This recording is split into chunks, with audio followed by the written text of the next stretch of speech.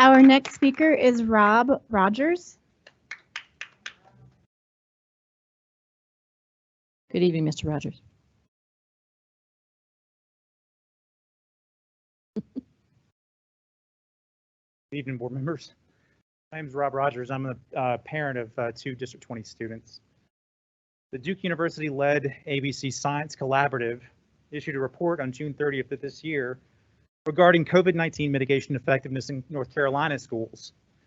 Those 100 reporting school districts and 14 charter schools represented 2,396 elementary, middle, and high schools and administrative buildings, and a total of 1,281,202 students.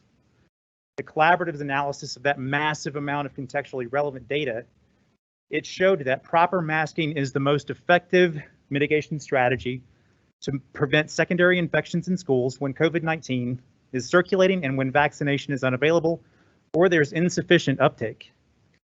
Further, due to the estimated secondary attack rate of 1% provided by masking, and in order to promote in-person education, the state should consider eliminating quarantine for those appropriately masked or vaccinated.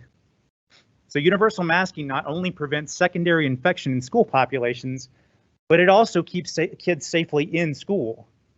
That's probably something that parents on both sides of this debate, can agree with.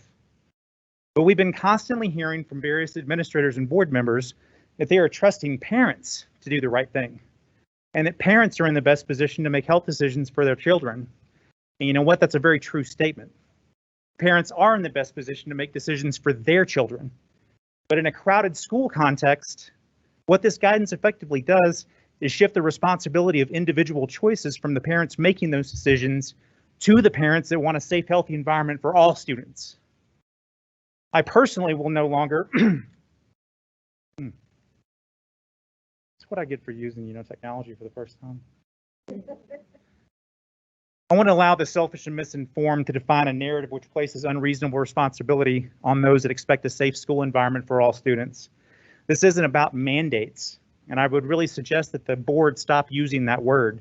No one has a right to force anyone to do anything, but by the same token, no one has a right to hold someone else responsible for their own selfish decisions, which is what is effectively happening.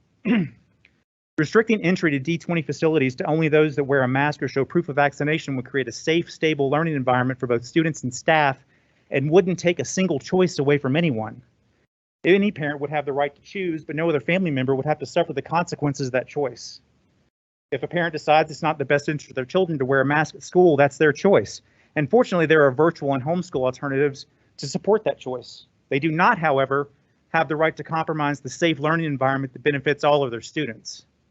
The burden of that choice is theirs to bear, not mine and not any other parents. So, Mr. Gregory, I would strongly suggest that you immediately implement proper masking or proof of.